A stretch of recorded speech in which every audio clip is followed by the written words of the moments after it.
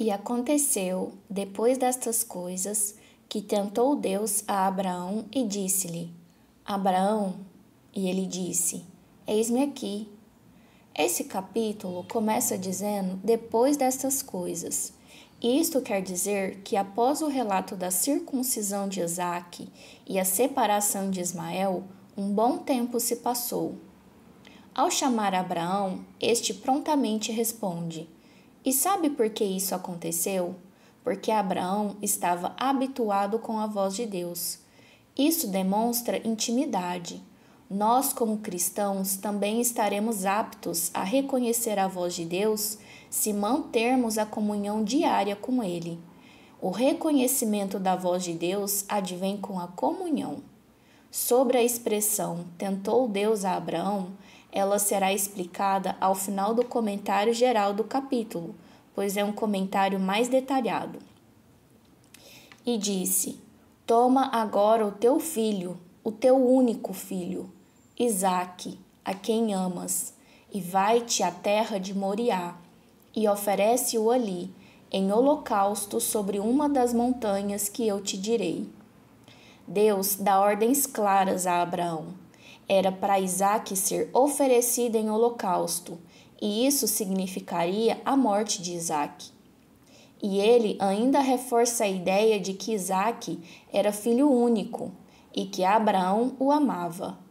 E essa expressão foi utilizada para simbolizar a morte de Jesus Cristo no futuro, que era o unigênito de Deus e o amado de Deus. Abraão também havia tido Ismael, mas apenas Isaque poderia ser contabilizado, de acordo com a promessa de Deus. Então se levantou Abraão pela manhã, de madrugada, e albardou o seu jumento, e tomou consigo 2 de seus moços, e Isaque seu filho, e fendeu lenha para o holocausto, e levantou-se e foi ao lugar que Deus lhe dissera. E aqui não vemos Abraão discutindo com Deus. Quando Deus compartilhou a destruição certa de Sodoma, Abraão intercedeu pelos justos. Mas aqui, nesse momento, Abraão apenas obedeceu. Sua obediência foi imediata. Certamente Abraão estava de coração partido, mas ele obedeceu sem perguntar, nem tomar conselho com seres humanos. Abraão sabia que Deus era o doador da vida. Ele recebeu Isaque das próprias mãos de Deus, e em sua longa caminhada com Deus, ele já tinha aprendido a confiar em Deus. Por mais que pareça loucura, a vontade de Deus sempre há a melhor em nossa vida. Ao terceiro dia, levantou Abraão os seus olhos e viu o lugar de longe. Abraão, seus 2 servos e Isaque viajaram por 3 dias antes de avistar a montanha designada por Deus. Imagine 3 dias caminhando com essa dor no coração, sabendo que em breve seu filho estaria morto. Pouca atenção se dá a esse fato, mas esse tempo também foi dado para Abraão demonstrar sua fé. 1 minuto para quem sofre parece uma eternidade. A resposta de Abraão foi rápida. Na manhã seguinte, após conversar com Deus, ele já fez os preparativos para a viagem e, mesmo durante o longo percurso, não desistiu de seu intuito.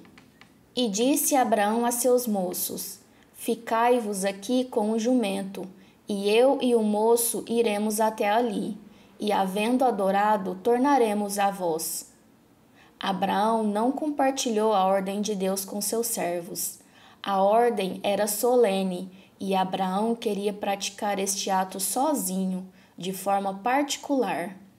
Era algo entre ele e Deus, ninguém mais. E o versículo termina com Abraão dizendo: após isso, tornaremos a vós, no plural. Você entendeu? Abraão levou seu filho Isaque para ser sacrificado, mas tinha esperança de levá-lo para casa com vida. Abraão era doido? Não, ele tinha fé. A fé é loucura para o mundo, pois a fé é a certeza de coisa que não vemos. E você acha que Abraão não orou em momento algum durante a viagem? Abraão era o pai da fé. Certamente ele estava em oração durante toda a viagem. Ele sabia que Deus era poderoso para fazer algo grandioso. E tomou Abraão a lenha do holocausto e pô-la sobre Isaque, seu filho. E ele tomou o fogo e o cutelo na sua mão, e foram ambos juntos. Abraão fez todos os preparativos para sacrificar Isaque de verdade. Ele foi obediente em todos os detalhes. Então falou Isaque a Abraão seu pai e disse: Meu pai. E ele disse: Eis-me aqui, meu filho. E ele disse: Eis aqui o fogo e a lenha, mas onde está o cordeiro para o holocausto? Isaque percebeu que havia algo diferente do normal e questiona seu pai, pois como Abraão fez todos os preparativos para o sacrifício, certamente ele saberia responder melhor. E disse a Abraão: Deus proverá para si o cordeiro para o holocausto, meu filho. Assim caminharam ambos juntos. E o final da história nos mostra que estas palavras, ditas com fé por Abraão, realmente se tornaram realidade. Deus proveu para si o cordeiro. Isaque não precisou ser sacrificado. E ambos caminharam juntos. Mesmo Isaque percebendo que algo estava estranho, ele não fugiu, desesperado. Ele foi, agora de livre e espontânea vontade. E até nisso Cristo foi simbolizado, pois ele se ofereceu de livre e espontânea vontade. E vieram ao lugar que Deus lhe dissera, e edificou Abraão ali um altar, e pôs em ordem a lenha, e amarrou a Isaque, seu filho, e deitou-o sobre o altar em cima da lenha. Aqui é dito que Abraão amarrou Isaque, mas isso não significa que Isaque tenha oferecido resistência. Pelo contrário, amarrar o animal que seria oferecido em holocausto era parte do ritual. Lembram-se que Abraão teve Isaque aos 100 anos? Se Isaque quisesse fugir, como Abraão, em seu corpo debilitado pela velhice, poderia segurá-lo ou forçá-lo? Pouca atenção se dá a esse fato, mas Isaque também era obediente e ele estava disposto a ser obediente até a morte. Sara e Abraão eram tementes ao Senhor e ensinaram coisas boas a Isaque. Eles o ensinaram a andar com Deus, no caminho certo. Isaque também era temente a Deus, por conta própria, a partir de tudo que seus pais o ensinaram, e ele tomou a decisão de cumprir a ordem que Deus havia dado a seu pai. Apenas como lembrete, Deus se importa sim com quem casamos. A educação dos filhos é tarefa de pai e mãe, e infelizmente Ismael não teve a mesma sorte. Sua mãe lhe ensinou valores e uma cultura diferente, de modo que eles precisaram ser separados do convívio com a família de Abraão. E estendeu Abraão a sua mão e tomou o cutelo para imolar o seu filho. Abraão foi até o final. Mas o anjo do Senhor lhe bradou desde os céus e disse: Abraão, Abraão, e ele disse: Eis-me aqui. Deus enviou um anjo e novamente Abraão estava atento à voz do anjo de Deus e se prontificou a ouvi-lo. Então disse: Não estenda a tua mão sobre o moço e não lhe faças nada, porquanto agora sei que temes a Deus e não me negaste o teu filho, o teu único. Somente nesse momento é revelado que tudo aquilo era uma prova, apenas uma prova. E o universo entende que Abraão amava tanto a Deus que estava disposto a oferecer aquilo que mais amava. Quando a gente ama alguém de verdade, oferecemos a ela o melhor do nosso tempo, damos os melhores presentes, nossa melhor atenção e usamos as melhores palavras para não machucar a quem amamos. Então, levantou Abraão seus olhos e olhou, e eis um carneiro detrás dele, travado pelas suas pontas num mato. E foi Abraão e tomou o carneiro, e ofereceu-o em holocausto, em lugar de seu filho. E Abraão concluiu o sacrifício, e ele foi oferecido em gratidão a Deus, e houve festa e regozijo. Deus tinha algo muito bom preparado para Abraão. Pela fé, ele disse a Isaque que Deus proveria o cordeiro para si, e isso de fato aconteceu. Pela fé, Abraão proferiu palavras poderosas. Gostaria de chamar a atenção para o seguinte fato. A Bíblia diz que o carneiro foi dado no lugar de Isaque, e isso foi profético, pois o Cordeiro de Deus foi oferecido na cruz em lugar da humanidade. A morte que devia recair sobre nós recaiu sobre Jesus, para que pudéssemos ter direito à vida que somente ele tinha direito. A Bíblia é cheia de simbolismos e de profecias. Bom mesmo é começar a lê-la desde o princípio, assim como estamos fazendo. Daí, quando chegarmos em Apocalipse, que é um livro predominantemente profético, estaremos aptos a entender o seu significado. E chamou Abraão o nome daquele lugar, o Senhor proverá, donde se diz até o dia de hoje, no monte do Senhor se proverá. E Deus provê, realmente provê, mas apenas para aquele que tem fé.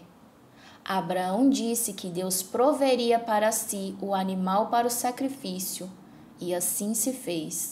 Então, o anjo do Senhor bradou a Abraão pela segunda vez desde os céus e disse: Por mim mesmo jurei, diz o Senhor, porquanto fizeste esta ação e não me negaste o teu filho, o teu único, que deveras te abençoarei e grandissimamente multiplicarei a tua semente como as estrelas do céu e como a areia que está na praia do mar.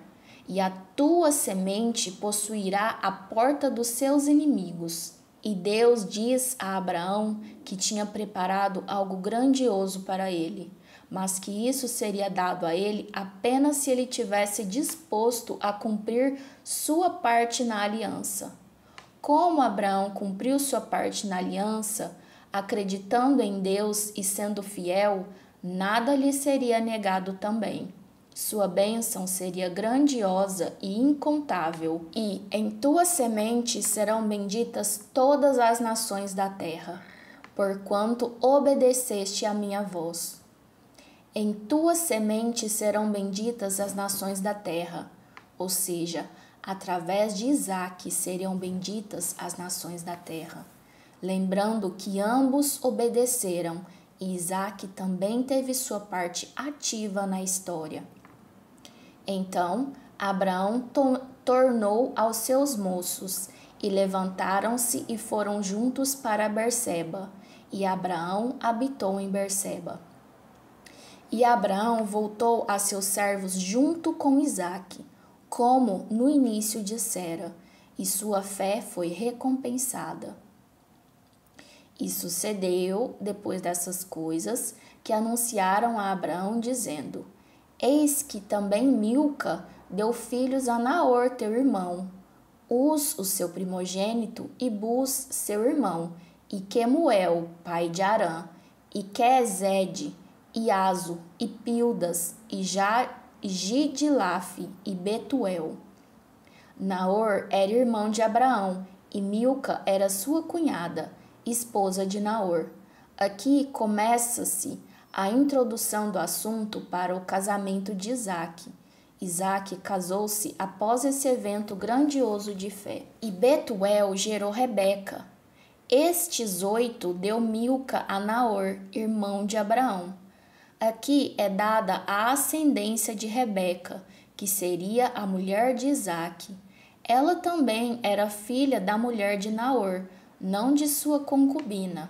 E sua concubina, cujo nome era Reumá, lhe deu também Teba, e Gaã, e Taás, e Maaca. Naor certamente conhecia o Deus verdadeiro, mas ele também consentiu com o costume de sua época de ter uma concubina. Comentário detalhado. O capítulo começa dizendo que Deus tentou a Abraão. Mas o que isso quer dizer? Qual o significado e qual o propósito de Deus tentar a Abraão? Primeiramente, cabe dizer que Deus não tenta ninguém no sentido usual que estamos acostumados. Veja o que diz Tiago 1,13.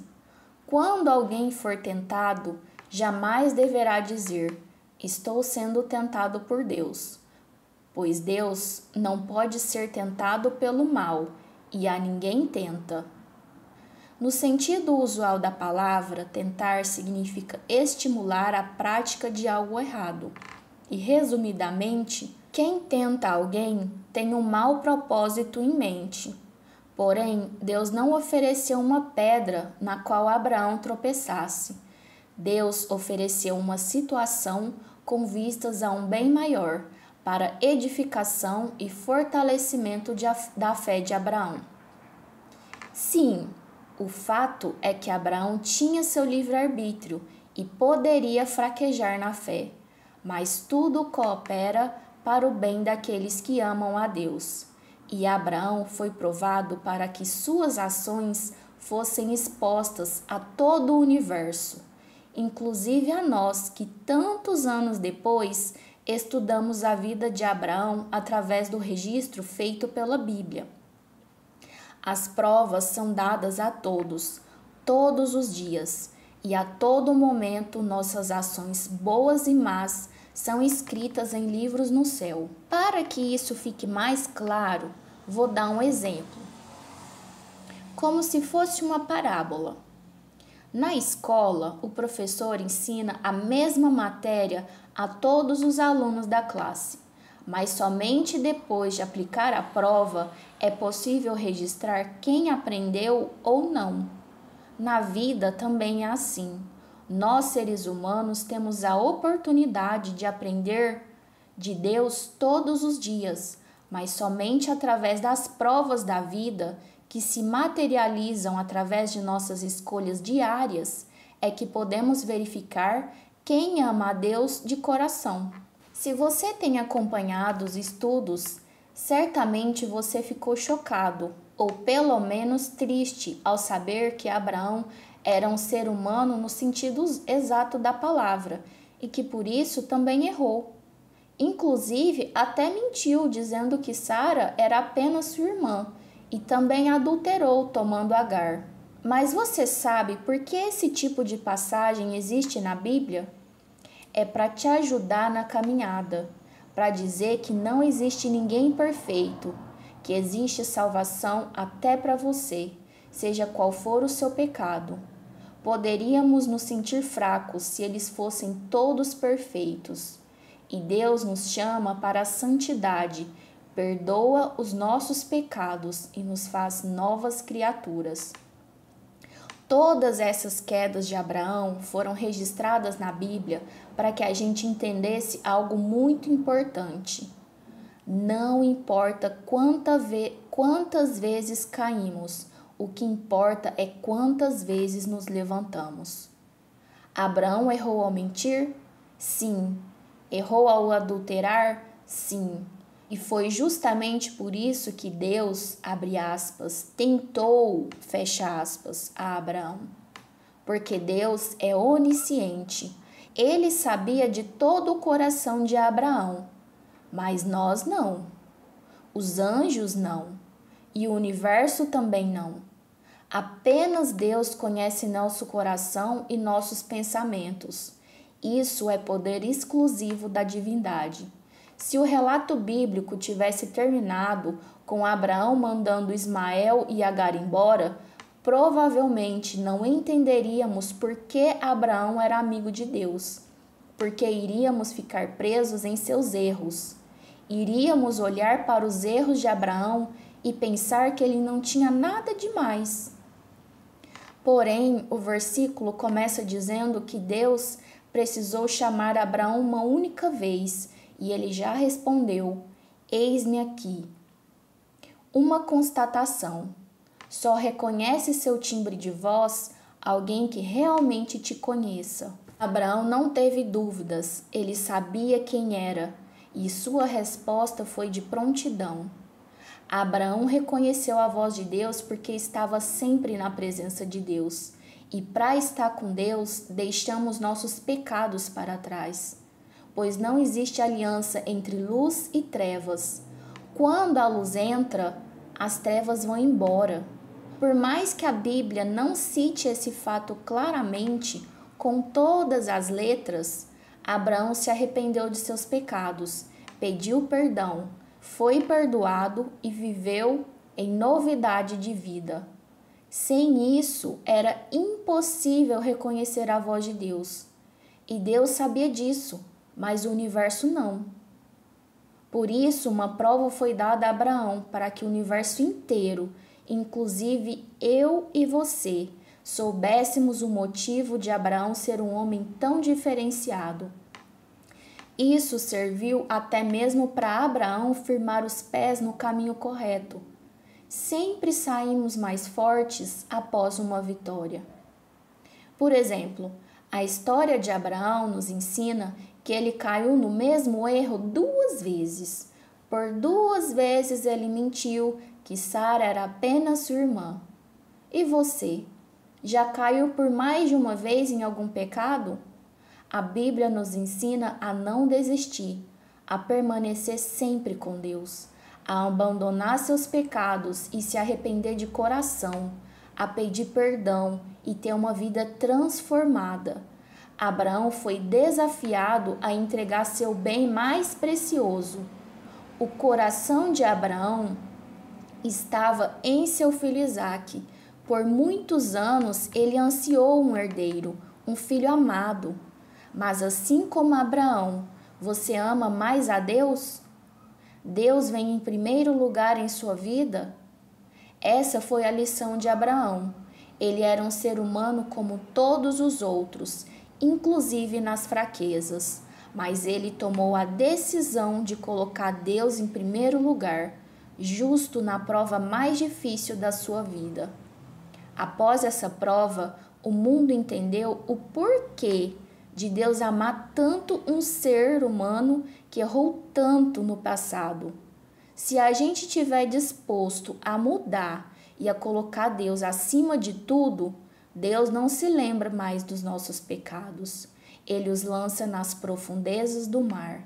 Por isso é que se diz que o mais importante é quantas vezes se levanta após cair.